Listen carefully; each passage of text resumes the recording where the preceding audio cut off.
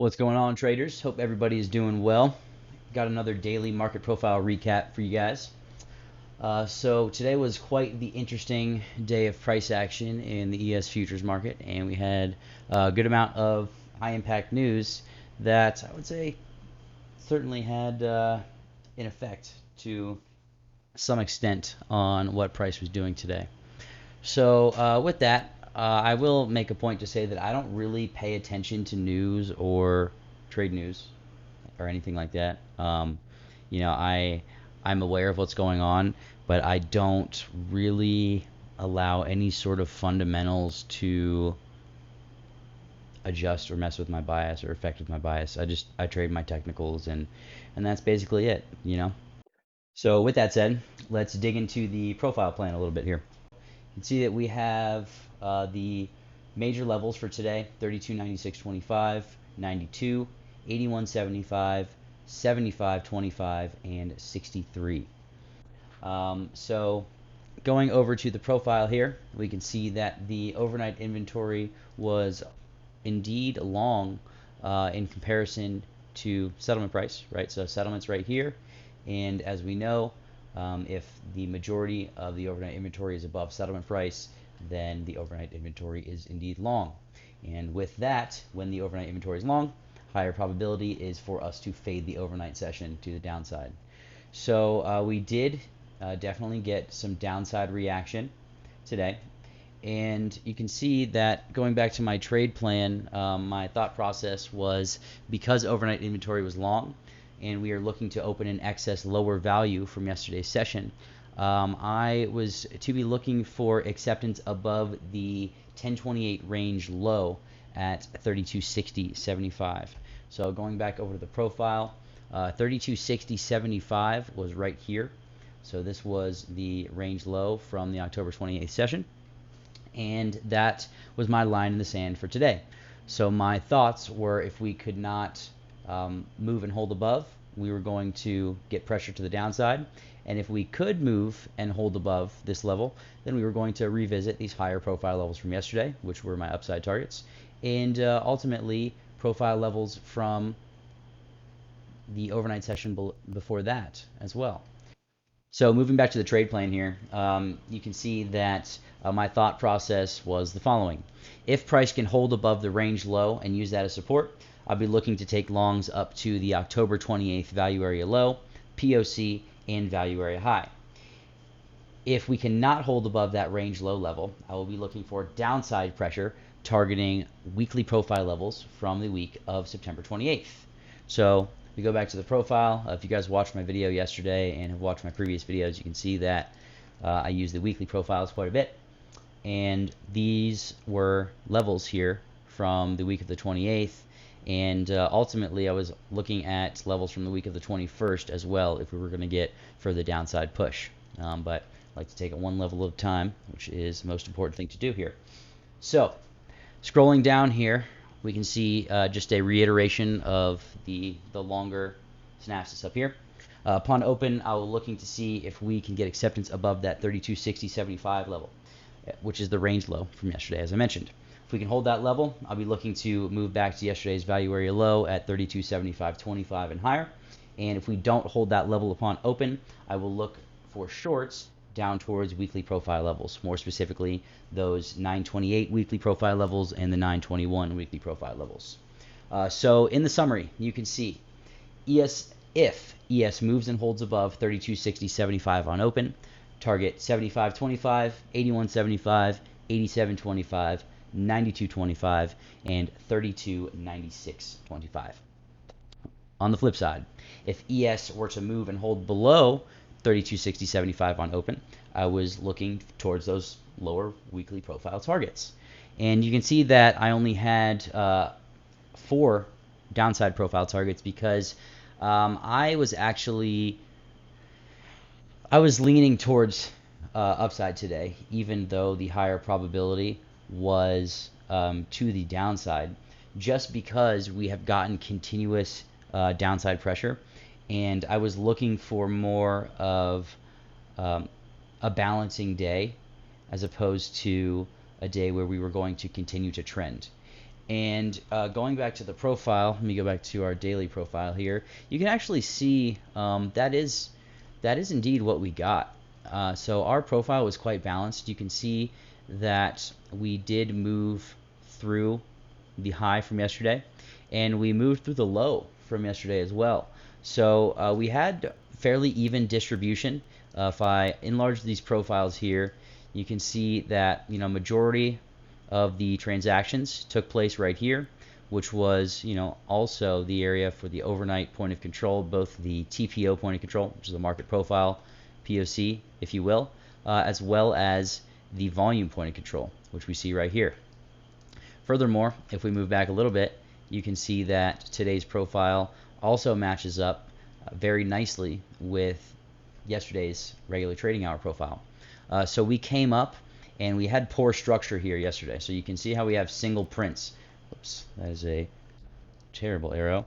You can see how we have single prints throughout this entire range here. I can draw a range from 33.28.25 all the way down to 33.04. This is a 20-point range where we have poor structure.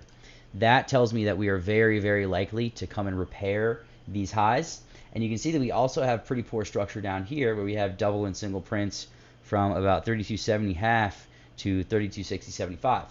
So when I see that, when you see this on the profile, look for price to come back in and fill those areas out. Look for price to come back and do more business in those areas and essentially fill out the weak structure from previous profiles in new profiles. So you can see this area, we still need to do some work down here in regards to doing transactions and filling out this area, which it appears that's what we're doing here in this current session. We're doing some business in these areas. We do need to get a bit lower, in my opinion, to repair these poor lows down here at 32.50. So perhaps we see these levels in the overnight, and that would take care of the filling in of these weaker structured areas from the last couple of sessions. So kind of besides the point, want to make sure that we're doing more recap than forecast in this video. But with that said, let's dig into more specifically the targets. So upside targets. First and foremost, let's go see on the profile where we opened.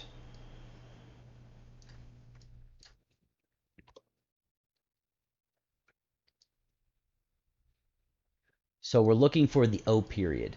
The O period on NinjaTrader signifies where price opened.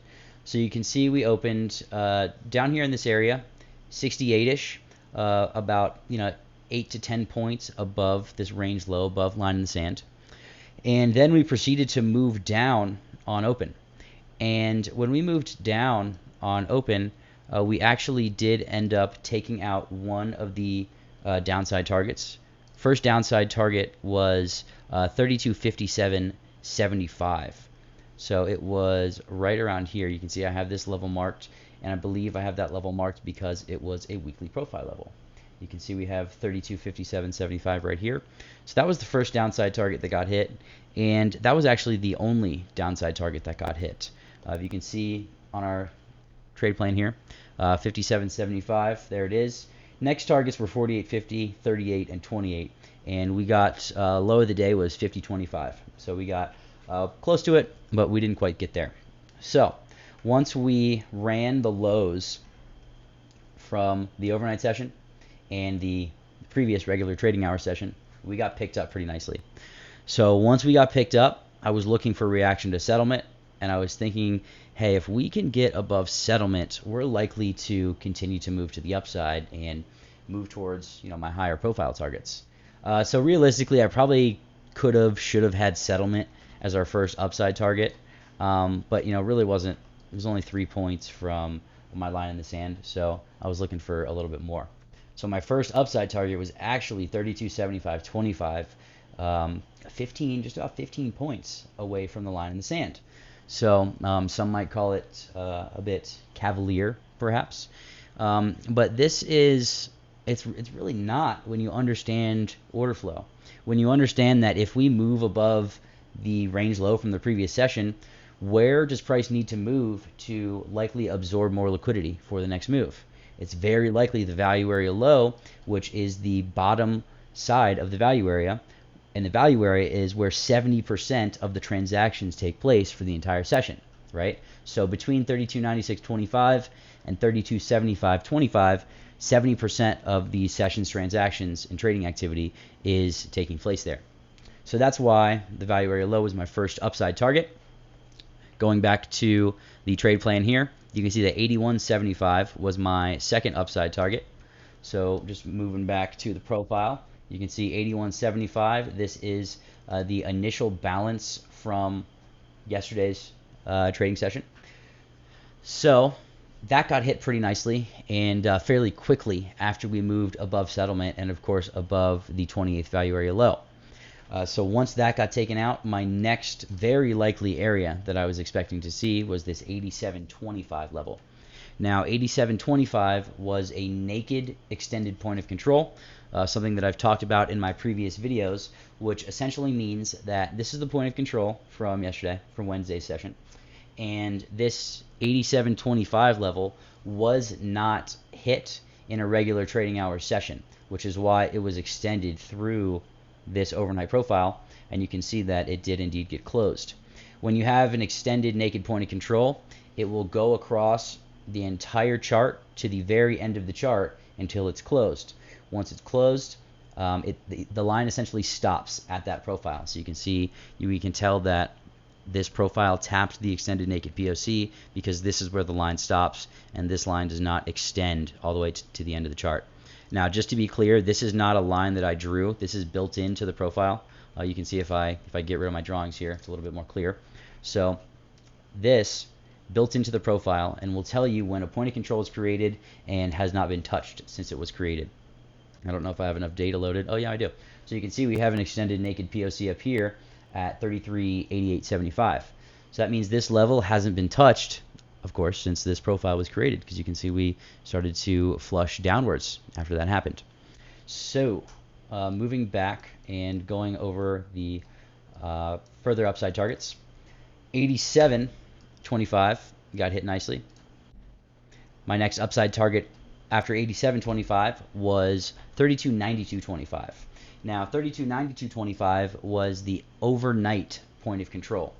Overnight POC is a very nice level that I like to use in my trading during regular trading hours, because typically we're going to get good reaction at a level where most of the trading activity took place in the overnight session, right? A large majority. That's what the point of control is.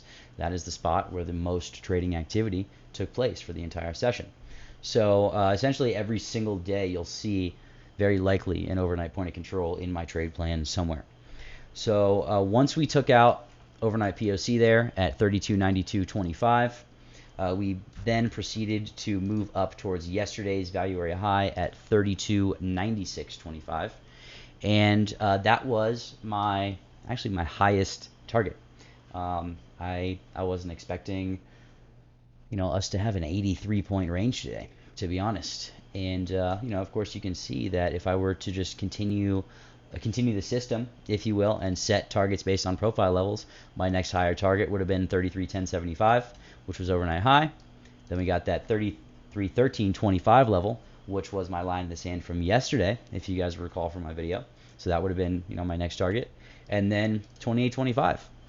And I really hope that this is giving you guys a good idea of how high probability trading market profile levels really is. All you have to do is create your if-then scenarios. You find your line in the sand. Find your line in the sand is very important, and understanding that, hey, this is a critical level. The reaction to this critical level can set the tone for the rest of the day.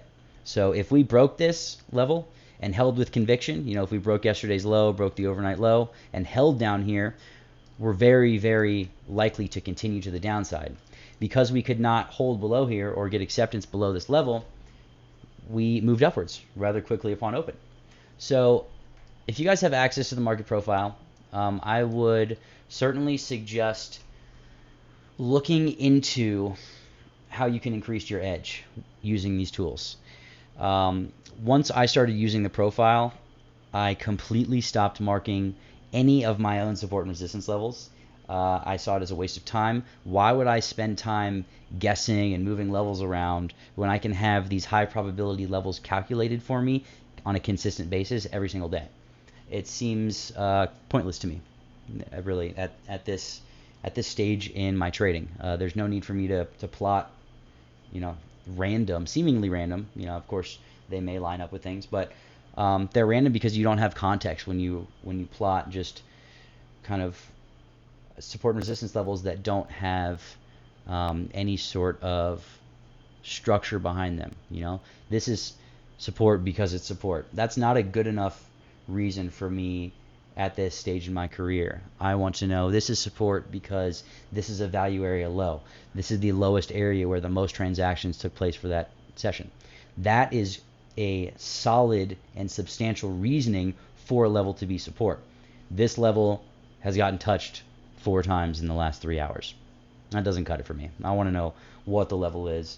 I want to know that it's a range low. I want to know that it's a regular trading hours high. I want to know that it's a volume point of control. I want to know what level it is from the profile, or I'm not interested.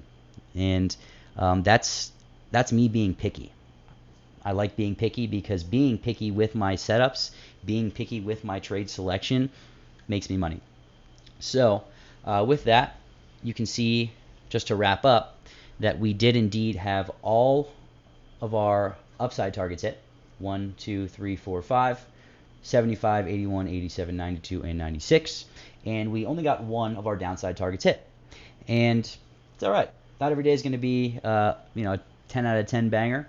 And a lot of times, these are more of the organized days, if you will, where you can quickly view reaction to the level and say, all right, we're not getting accepted below the lows here, so let's look for some upside throughout the day. And that was my thought process. And I took mainly long trades, and it was, I don't like to use the word easy, as I say, but when you can have the profile levels lined out, it makes things certainly a lot more simple. That's for sure. So if you guys like these daily recaps, if you find value in understanding how I use market profile and how I create my daily trade plans, how I create my weekly forecasts, and kind of lay out scenarios for the week or for the individual sessions, please take the time to click like and subscribe below, and check out the links in the description where you can find access to our free Facebook group, our website where you can sign up for one-on-one mentorship with me. You can get access to our proprietary indicator package. You can get access to our private Discord channel where you can watch me trade every morning at 9:30 a.m. Eastern, Monday through Friday. Thank you guys so much for being a part of the Trading Network, and I will see you in the next video.